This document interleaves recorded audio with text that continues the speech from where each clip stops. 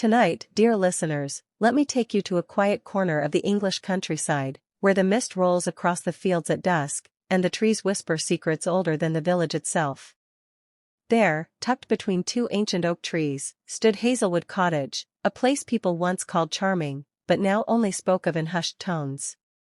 And it is to this cottage that Mariana Collins, after 16 long years, was finally returning. Her train pulled into the sleepy station just as the evening fog began to thicken. She stepped out slowly, clutching a worn leather bag close to her chest. There was something fragile in her expression, something tired, as though she had spent years running from memories that still managed to outrun her. She had left Hazelwood at 18, left it after the accident that shattered her family, left the village whispers, the rumors, the guilt she carried like a stone in her heart. But now, someone had sent her a letter. No name. No signature. Just one line written in careful handwriting. Come home, Mariana. It's time. The taxi ride to Hazelwood Cottage was silent. Fields stretched for miles, the wind brushing the tall grass as though trying to warn her, or welcome her, she wasn't sure which. The cottage emerged slowly from the fog, its brick walls darkened by the years, its windows dim like tired eyes. When she stepped inside, the air was thick and strangely warm. Her mother's old knitted blanket still lay across the armchair. Her father's tools still hung neatly in the shed outside. And the photograph of all three of them, smiling on a summer morning, still sat on the mantelpiece.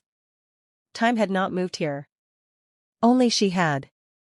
As Mariana walked deeper into the cottage, she felt something shifting in the air, like a memory brushing past her shoulder. And then, just as she reached the kitchen, she heard it. A soft creak. Not the settling of the house. Not the wind.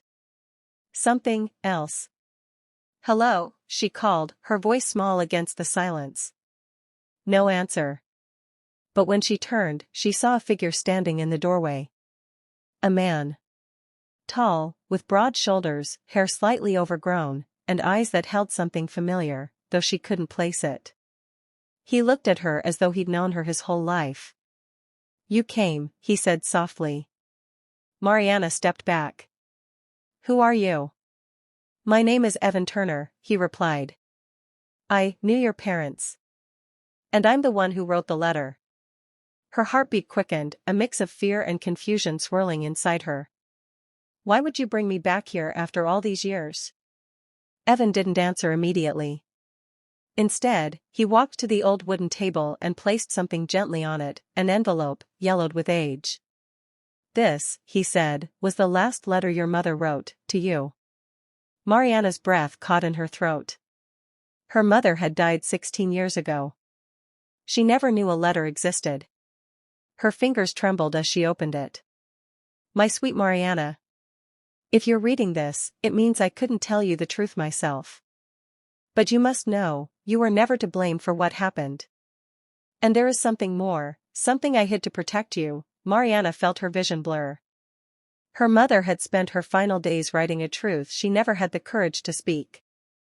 But before she could read further, Evan gently placed a hand on the table. There's more you need to see, he said.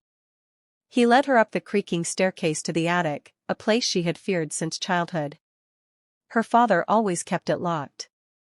The one night she had tried to go up those stairs, he had yelled in a voice she never forgot. The door opened now with a soft groan, dust drifting through the shaft of light like tiny memories waking from sleep. And in the corner of the attic was a wooden trunk. Old, worn, but carefully preserved. This belonged to your mother, Evan whispered. Mariana knelt beside it, her hands shaking as she lifted the lid.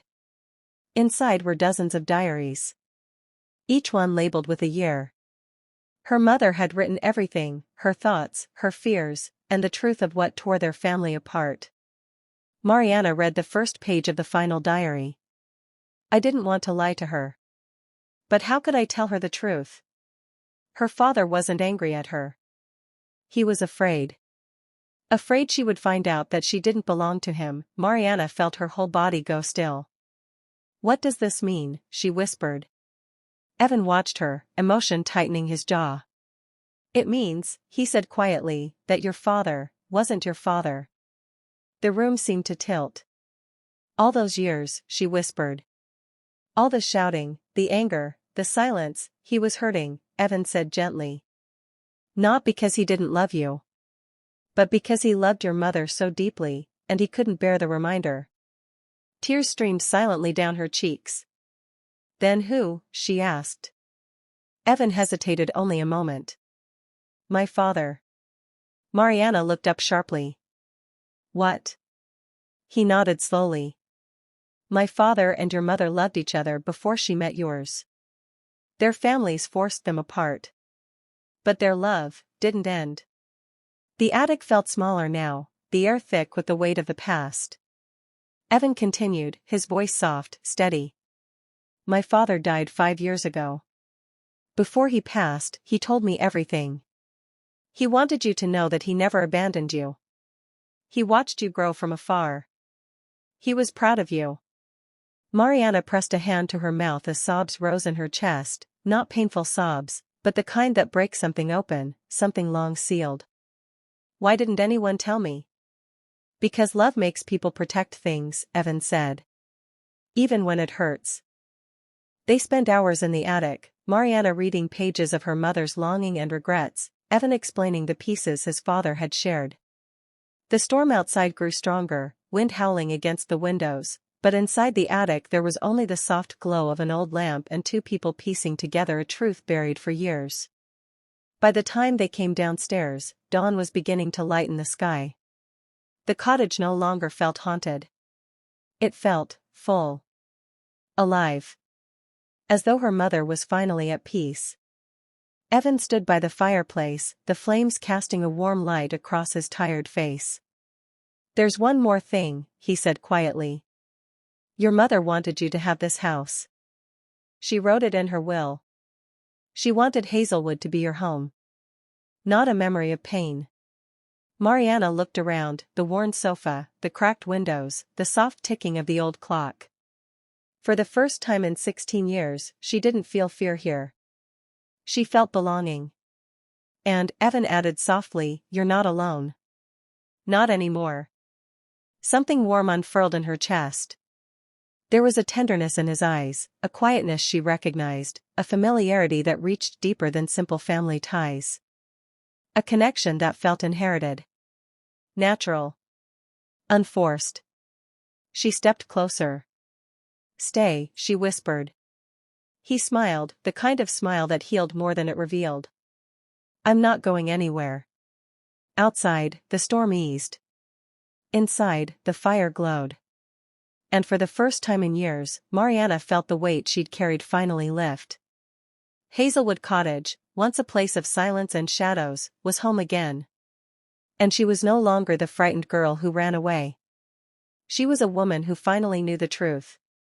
A woman who finally understood love. A woman who was finally free. The end.